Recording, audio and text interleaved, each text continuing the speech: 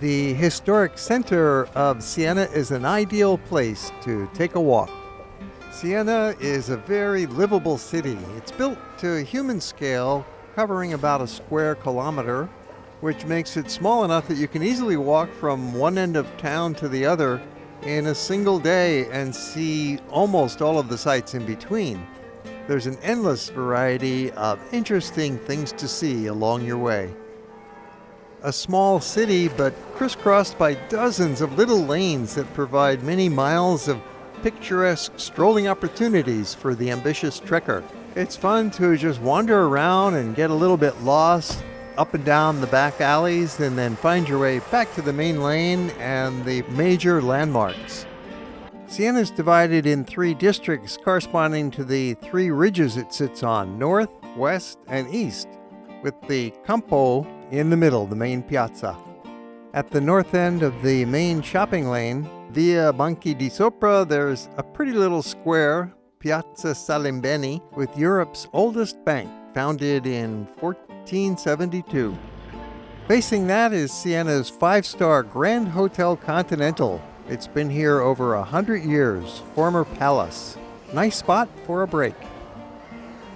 The next square is Piazza Tolomei, whose palazzo is the oldest private residence in town, dating from the early 13th century. The piazza is a popular place for locals to hang out and watch the passing parade. This main shopping street is worth walking from one end to the other, perhaps stopping for a bite at one of the attractive little restaurants along the way, and narrow side alleys will attract you with their charms. This street was once part of Europe's most important medieval route, like an ancient superhighway called Via Francigena, which united Northern Europe with Rome. Always busy with pilgrims heading for the sacred city. Via Banchi Sopra soon ends at the beautiful Loggia Mercanzia. Built in the early 1400s, the Loggia had been a commercial court of justice and a money exchange house. This is the central intersection, the heart of downtown, where Siena's 3 main pedestrian streets come together. Via Banchi di Sopra comes in from the north, then branches off to the east, becoming Via Banchi di Sotto, and to the west as Via di Città.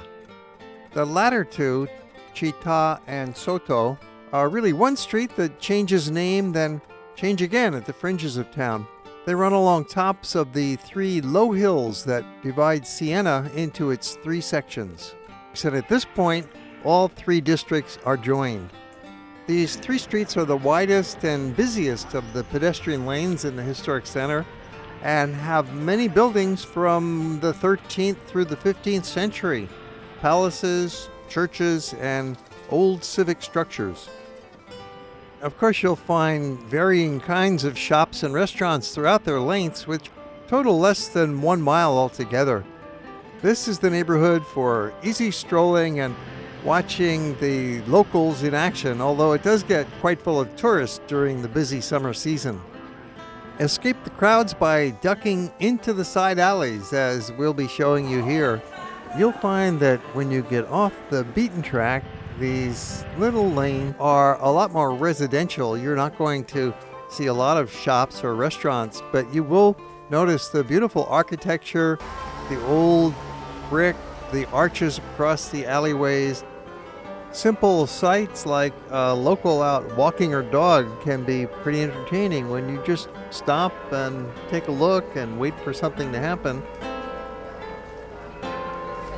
Walking on these steep hills can be a challenge for anybody, especially if you have a dog who's pulling you in the opposite direction.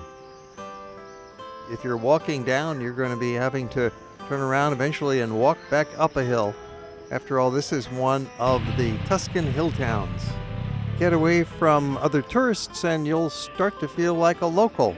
Browse in the neighborhood wine shops for what many consider to be the finest of all Italian wines. Brunello di Montalcino, a proud product of Tuscan vineyards. And the restaurants in these residential neighborhoods are really quite better than what you'll find on the main tourist drag. They're more authentic, they're down in a medieval basement, prices are good, and the food's always delicious. Pizzeria de Micoli is famous for salami and cheese. Go on in and have a taste and get some fixins for a picnic. Via Fontebranda is famous for its view of the Basilica San Domenico, one of the biggest churches in town. Now we're going to take you walking off the grid, as it were, further away from the tourist areas, further away from views and landmarks and famous churches, and just into this lovely, peaceful residential neighborhood. There's a few shops, there's certainly always restaurants and cafes, mostly catering to the locals who live nearby. We're just downhill from Via Città, just kind of strolling along Via Giovanni Dupre and the side lanes near it. This is the advantage of having sufficient time in your visit to Siena. Sure, you could see the city in 3 hours like a typical bus tour might provide for you, but if you've got a full day, you really get the entire experience. You can see the big, important tourist sites, and then, even more importantly for many of us, is just getting into these real neighborhoods and experiencing life as it's lived by the natives. Siena especially presents a unique opportunity to see a sizable Tuscan city that still looks like it's something out of the Middle Ages. There are many reasons for this high state of preservation in Siena, and we'll be exploring some of those as we continue walking around through these charming little lanes and alleys. Many of these old buildings that we see today, especially the fine palaces, were constructed as far back as the 13th century, which was the golden era for Siena. After the 13th century, there were many problems that prevented much further modernization of Siena. Even in the 14th, 15th centuries, there was not very much of a renaissance to speak of here.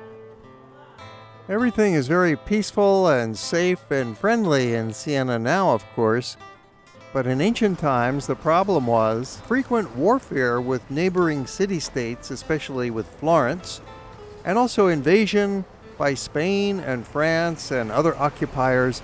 It was a turbulent time in the 14th, 15th, even 16th centuries here in Siena, so not a lot of modernization happened during that period, which must have been kind of difficult for the residents at the time, but fortunate for us today as visitors and for the city itself because of its booming tourism economy that has resulted.